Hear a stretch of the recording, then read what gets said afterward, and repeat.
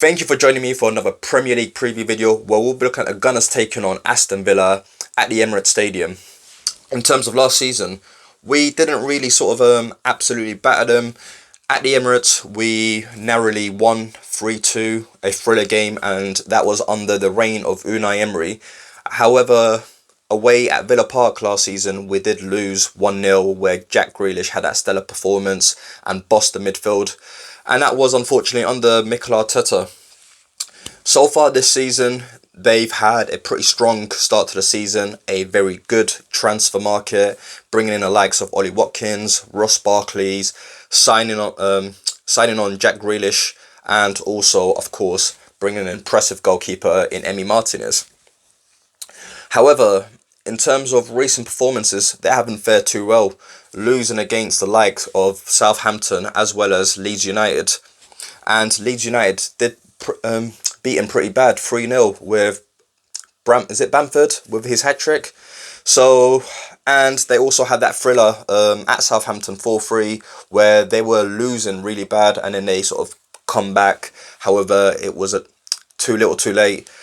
But however, that might have given him that momentum going into this game. So it will be a difficult game, and based on last season's performance, we will make it difficult for ourselves, and we know they're a great team and they've brought in new additions which has made their team stronger. And I think that they've gone from a team that was fighting for relegation to now perhaps establishing a mid-table team, even perhaps pushing for that European spot. But in terms of the lineup, I'm going to go with, I think we should sort of stick to this 4-3-3.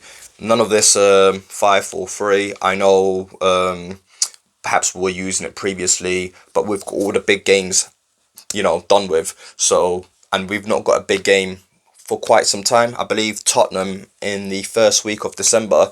So maybe start embedding that 4-3-3, and when we do go play Tottenham, we have perfected that system, and then we've got Chelsea in Boxing Day, and we can just sort of build a rhythm. So, in terms of my lineup, I'm going to go with Bernd Leno in goal.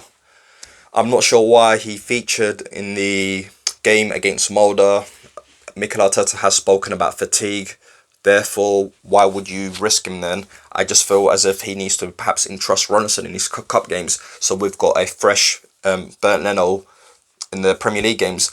He will be tested, and any mistakes he makes, he will be highlighted, because we are facing Martinez, and in terms of our fan base, you've got a section who will scrutinise every mistake Leno makes, because they feel so regretful for the soul of Martinez.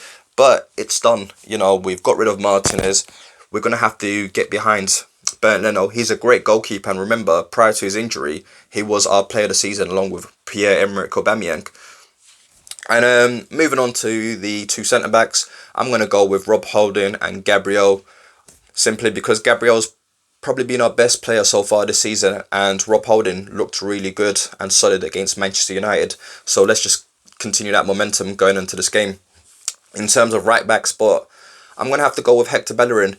It's a shame because Ainsley had the chance on Thursday night to grab that spot and make it his own, and every time he sort of been given an opportunity, he hasn't fully grasped it, and he only has himself to blame for that. So therefore, based on form, I'm going to have to go with Hector. Moving on to the left back spot, pretty easy this one. Perhaps, one of the first names on the team sheet, Kieran Tierney.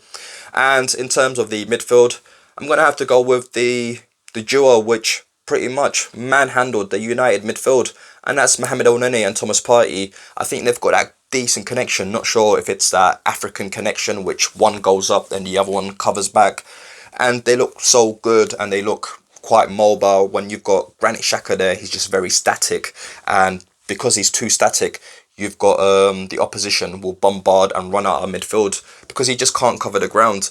I think we might have a decent partnership going forward for that midfield in El-Neni and Thomas Partey, and you can see the addition of Thomas Partey has elevated El-Neni's game. And in front of him, I'm going to have to go with Joe Willock, simply because he had a man of the match performance against Mulder. And it wasn't just Mulder, the game against Dundalk, he looked pretty good as well. My only concern, and I've banged on about it a few times with Joe Willock, is his final distribution. If he can perfect that, then we have a really decent talent on our hands. He sort of reminds me of Aaron Ramsey, and hopefully we don't have that goals in midfield, and he can perhaps provide that going forward. So I'm going to go with Joe Willock just in front of Mohamed El Nene and Thomas Partey, and have more of a sort of free role where he could link up the midfield to the attack. In terms of the wingers, I'm going to go with Nicolas Pepe on the right hand side. Yes, I know the likelihood of that happening is very, very low. Mikel Arteta seems to prefer Willian there. And I think that's because Arteta prefers sort of reliable players. With Willian, what he does give you, he gives you a solid 6-7 pretty much every game. Whereas with Nicolas Pepe, he could fluctuate between a 4 to a 10.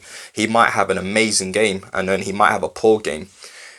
But I feel based on the goal contributions he provides, you gotta have to play Nicolas Pepe. We're talking about not enough chances being created, not enough goals coming in outside of Aubameyang.